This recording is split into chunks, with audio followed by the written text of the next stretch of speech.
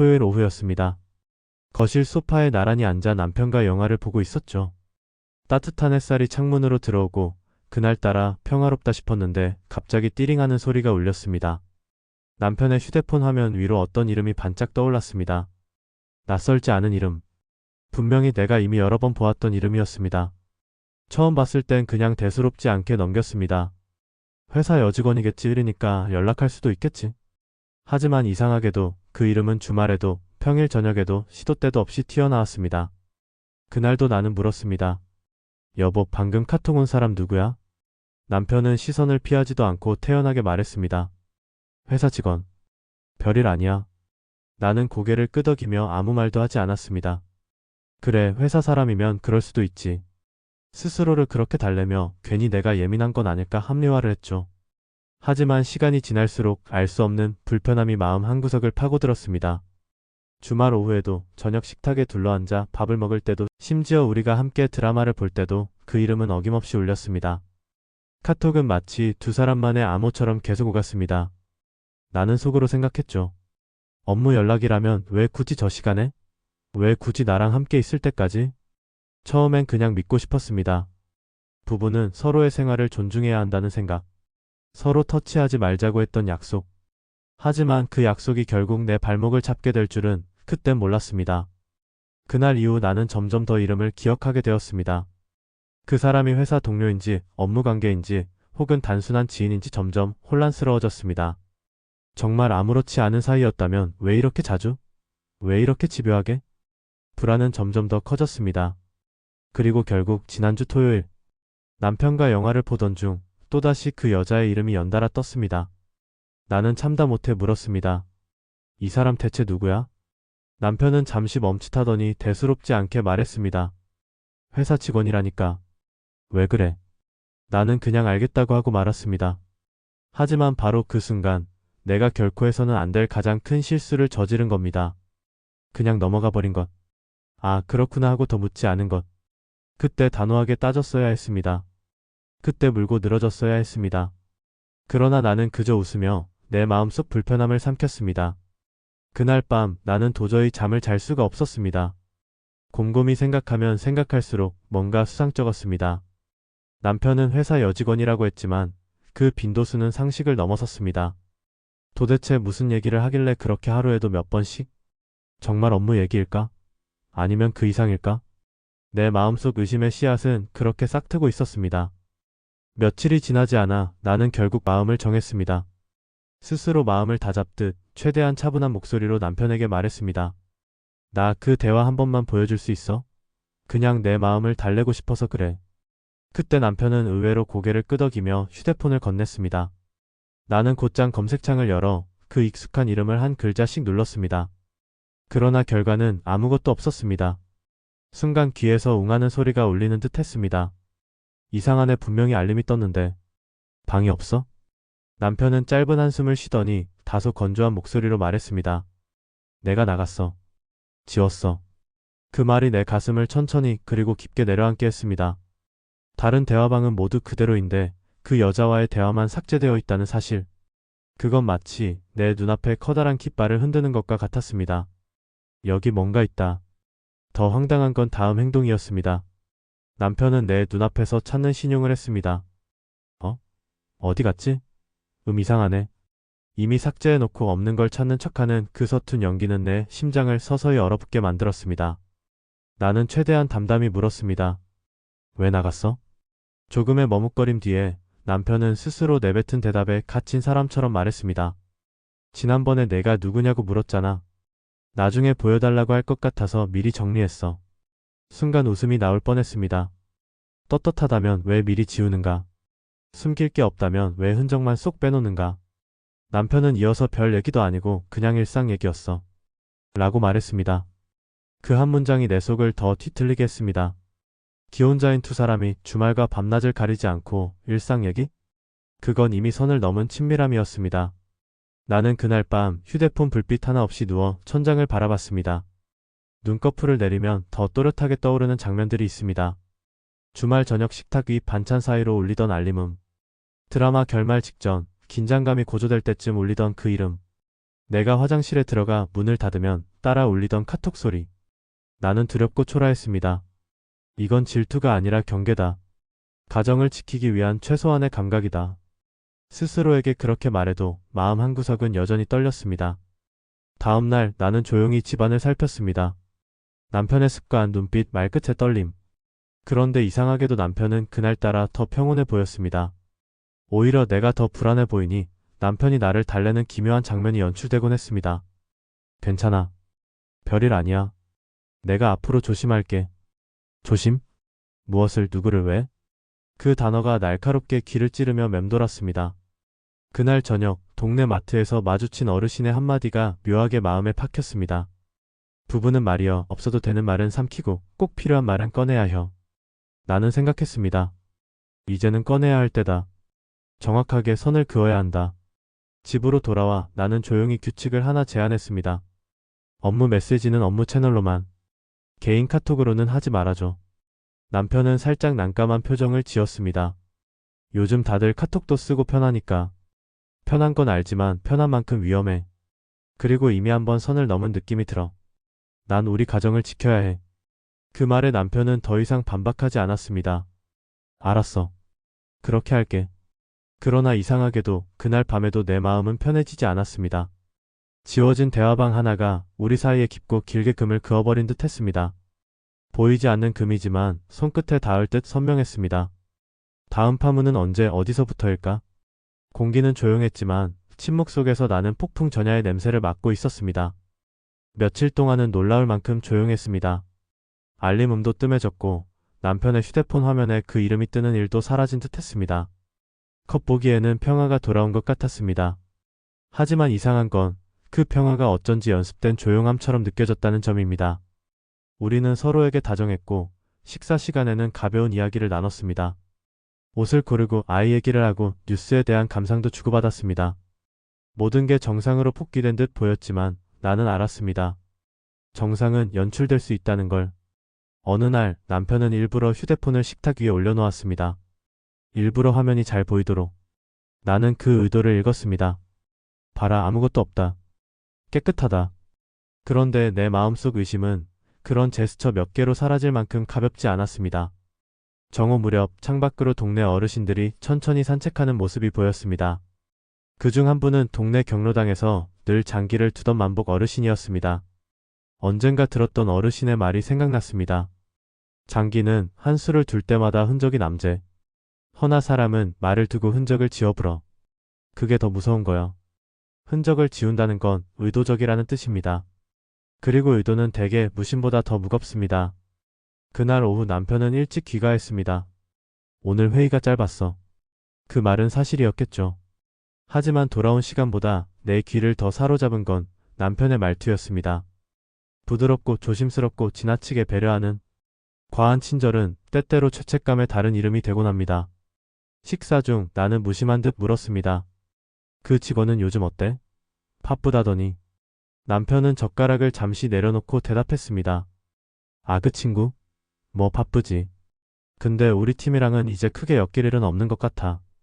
엮일 일이라는 표현이 유난히 귀에 걸렸습니다. 업무 동선에서 빠졌다는 뜻일 수도 있습니다. 하지만 내 마음속에서는 다른 해석이 고개를 들었습니다. 엮였던 관계를 이제는 풀어냈다는 느낌. 그날 밤 나는 일부러 일찍 잠자리에 들었습니다. 남편이 샤워를 하는 동안 폭도에 서서 물소리를 듣고 있었습니다. 바로 그때 식탁 위에 놓인 휴대폰이 미세하게 진동했습니다. 나는 한 발짝도 움직이지 않았습니다. 손도 대지 않았고 화면도 보지 않았습니다.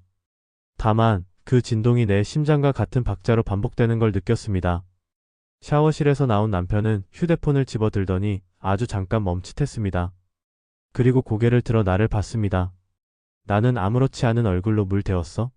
라고 물었고 남편은 응이라고 짧게 답했습니다. 그 짧은 눈빛 교환 속에 많은 말들이 스쳤습니다. 나는 안다. 나도 안다.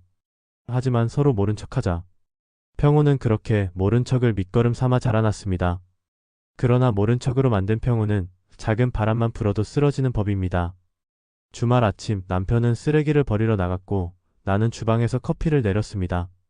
그때 문득 내 손이 멈췄습니다. 내가 왜 이토록 조심스러워야 하지? 왜 내가 눈치를 봐야 하지? 배신을 한 사람이 눈치를 봐야 하는데 지금 눈치를 보는 건 나였습니다. 나는 결심했습니다. 이제 숨지 말자. 남편을 몰아세우자는 뜻이 아니었습니다. 그저 내가 나를 속이지 말자는 다짐이었습니다. 그날 오후 나는 제안을 하나 더 했습니다. 우리 서로 휴대폰 비밀번호 공유하자. 언젠가 서로가 흔들릴 때 최소한 확인할 수 있게. 남편은 잠시 고개를 숙였고 오래 뜸을 들인 뒤에야 그래라고 말했습니다. 우리는 비밀번호를 교환했습니다. 그 순간 알 수 없는 헛헛함이 가슴을 쓸고 지나갔습니다. 비밀번호 내 자리로 신뢰가 돌아올 리 없다는 걸 누구보다 내가 잘 알고 있었으니까요. 그날 밤 나는 또 잠을 이루지 못했습니다. 창밖에서 쓸고 지나가는 바람 소리가 낯설게 느껴졌습니다. 오래전 결혼식장에서 서로의 손을 꼭 잡고 서 있던 우리를 떠올렸습니다. 우리가 맹세했던 문장들 존중, 배려, 신뢰 이 단어들은 어디에 남아있을까요? 지워진 대화방처럼 우리도 언젠가 나가기를 누른 건 아닐까요? 일주일쯤 지났을 때였습니다. 나는 우연히 남편의 노트북을 보게 되었습니다. 회사 메신저가 떠 있었고 알림창에는 업무 대화가 오가고 있었습니다. 별다른 감정 없이 화면을 덮으려던 순간 작은 창 하나가 재빨리 지나갔습니다.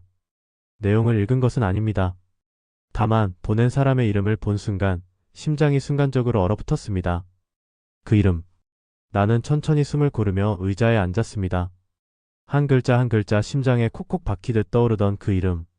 업무 채널로 돌리겠다고 했던 약속과 더 이상 개인 연락은 자제하겠다는 다짐이 머릿속을 스치고 지나갔습니다. 그리고 나는 문득 깨달았습니다. 약속은 지키겠다는 의지가 있을 때만 약속입니다. 그리고 의지가 흔들릴 때 약속은 가장 먼저 무너집니다. 그날 밤 나는 결국 남편에게 말했습니다. 나 더 이상 참지 않을래. 남편은 고개를 들었습니다. 나는 조심스럽게 그러나 또렷한 음성으로 이어갔습니다. 그 사람과의 모든 연락을 이 자리에서 정리해줘. 업무는 회사 채널로. 개인적 안부는 더 이상 안 돼. 남편의 침묵이 길어졌습니다. 그 침묵 속에서 나는 희미한 패배감을 느꼈습니다. 배신을 한 사람은 할 말이 많고 배신당한 사람은 더 이상 할 말이 없습니다. 기묘한 역전이었습니다.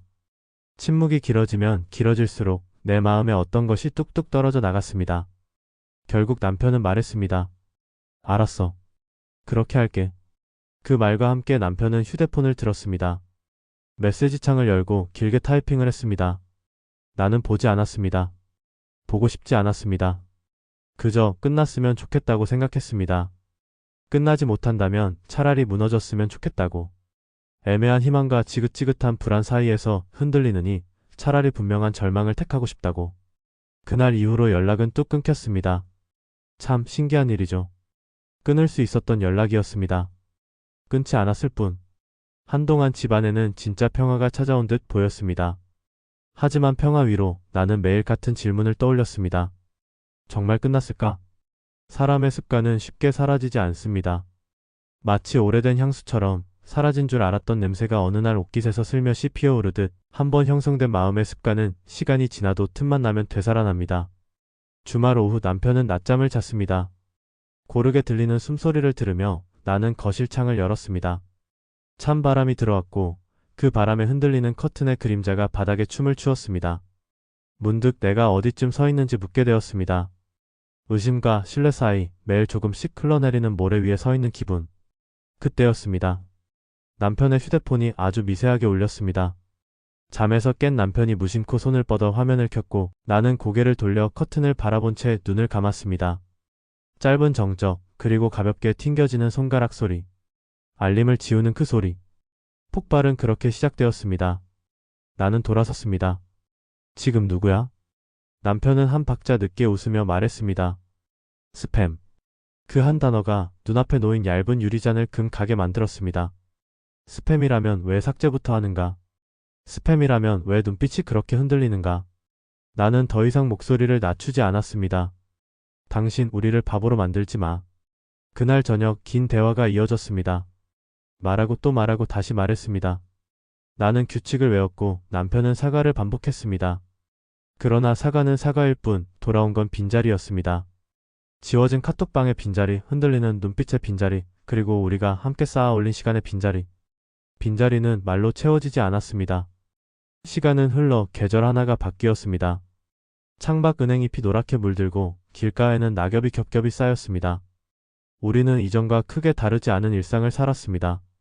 밥을 먹고 빨래를 널고 장을 보러 가고 서로의 스케줄을 맞췄습니다. 겉보기엔 아무 문제가 없어 보였습니다. 그러나 내 안에서는 작은 메트로놈이 쉼없이 흔들리고 있었습니다. 지금은 괜찮은가? 정말 끝난 건가? 그때 그 방에는 무슨 말이 있었을까? 지워진 대화방은 지워졌음에도 내 마음속에서 가장 선명한 방이 되었습니다. 연락이 끊긴 뒤에도 그 방은 늘 불이 켜져 있었습니다. 대답하지 못한 질문들, 확인하지 못한 문장들, 그리고 상상으로만 채워진 빈칸들. 사람은 확인하지 못한 것을 가장 크게 키우는 법이죠.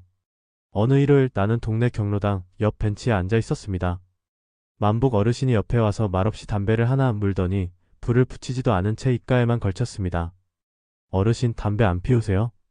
피울라다 말았지. 이놈의 입심이 더 독해. 어르신은 장난스럽게 웃고는 내 표정을 훑어보듯 말했습니다. 속에 담은 게 많으면 눈이 먼저 말어. 뭔 일 있지? 나는 길게 설명하지 않았습니다. 그저 짧게 단어 몇 개를 얹었습니다. 삭제된 대화방, 주말의 알림음, 그리고 침묵. 어르신은 고개를 끄덕였습니다. 장기도 말을 한번 잘못 두면 판이 기울제. 그때는 미련 두지 마라. 하지만 남은 말들을 악으로 두면 더 망가진다. 끝낼 말과 꿰맬 말을 잘 골라. 집으로 돌아오며 나는 알았습니다. 이건 선택의 문제라는 걸. 끝낼 것인지 꿰맬 것인지. 둘 다 고통스럽지만 아무것도 하지 않는 것이 가장 오래 고통을 끌고 간다는 걸. 그날 밤 나는 남편에게 말했습니다. 상담을 받아보자. 남편은 놀라지도 않았습니다. 오히려 준비했던 답을 꺼내듯 고개를 끄덕였습니다. 그래. 우리는 부부 상담을 몇 차례 받았습니다. 상담사는 감정의 표면이 아니라 감정의 뿌리를 보게 했습니다. 삭제는 숨김을 의미합니다. 숨김은 경계를 넘는 첫 번째 신호예요. 그러나 경계를 넘었다고 해서 반드시 끝으로 가야 하는 건 아니죠. 다만 그 경계가 왜 사라졌는지를 함께 봐야 합니다. 상담실을 나서는 길, 나는 스스로에게 질문을 던졌습니다. 나는 왜 이토록 흔들렸나? 그리고 왜 아직도 여기에 서 있나? 아마도 사랑 때문일 겁니다. 그리고 가정을 지키고 싶은 마음. 사랑은 한번 금이 가면 예전과 같은 윤기를 회복하기 어렵습니다. 그렇다고 해서 완전히 깨뜨리는 것만이 답은 아닐지도 모릅니다. 균열 위로 금박을 입히듯 상처를 인정하고 그 위에 새로운 약속을 덧대는 법도 있으니까요. 하지만 나는 솔직해지기로 했습니다. 상처는 남아있습니다. 알림음 하나에도 나는 여전히 놀랍니다. 휴대폰 화면에 스치는 타이핑 소리에도 어김없이 심장이 움찔합니다. 그건 내가 약해서가 아닙니다. 한번 무너진 신뢰는 손바닥으로 흙을 모으듯 천천히 오래 걸려야 복구되기 때문입니다. 이 이야기를 마치며 나는 여러분께 묻고 싶습니다. 기혼자가 단 2주 함께 근무했던 이성과 1년 넘게 주말과 밤낮을 가리지 않고 일상 카톡을 주고받는다. 그건 정말 사람 생각 차이로 설명할 수 있는 일일까요? 어쩌면 세상에는 굳이 이름을 붙이지 않아도 모두가 아는 선이 있습니다. 그 선은 법으로 적히지 않았지만 마음에는 분명히 그려져 있죠. 그리고 그 선을 넘는 순간 대화방을 삭제해도 알림음을 꺼도 지워지지 않는 기록이 남습니다. 상대의 가슴 속에, 내 가슴 속에. 오늘도 집 안은 조용합니다. 식탁 위에 놓인 과일 바구니, 싱크대에 뒤집어 말리는 컵, 반듯하게 개어놓은 타월. 모든 게 제자리를 지키고 있습니다. 다만 우리 마음의 제자리는 아직 찾아가는 중입니다. 나는 작은 메모를 냉장고에 붙여두었습니다. 업무는 업무 채널로. 개인 카톡은 말 대신 서로의 얼굴로. 삭제 대신 설명을. 그 메모가 모든 걸 해결해 주지는 않을 겁니다. 그러나 그 세 줄은 우리가 다시 그려 넣은 선입니다. 넘지 않기 위한, 그리고 잃어버린 신뢰의 조각을 조금씩 주워 담기 위한 우리만의 조용한 약속입니다. 마지막으로 스스로에게 그리고 여러분께 한 줄을 남깁니다. 의심이 시작된 자리에서 다시 신뢰를 시작하는 법. 그 법은 정답이 아닌 과정입니다. 사람마다 다르고 가정마다 다릅니다. 누구는 끝을 선택하고 누구는 꿰맴을 선택하겠죠. 나는 아직 꿰맴을 선택합니다. 완벽해지지 못해도 괜찮습니다. 가끔 흔들리더라도 넘어지지만 않으면 됩니다. 지워진 카톡방 대신 오늘의 대화가 남도록. 숨김 대신 설명이 남도록. 침묵 대신 서로를 바라보는 시간이 남도록. 그리고 언젠가 알림음이 울려도 놀라지 않는 날이 오기를. 그때 나는 비로소 안도하며 미소 지을 수 있겠지요. 이제야 정말로 끝났다. 여러분 어떻게 생각하십니까? 기혼자가 단 2주 근무한 이성과 무려 1년 넘게 일상 카톡을 주고받는다. 게다가 그 흔적을 아내 몰래 지워버린다. 이게 정말 단순한 우정일까요? 아니면 이미 금기를 넘어선 걸까요?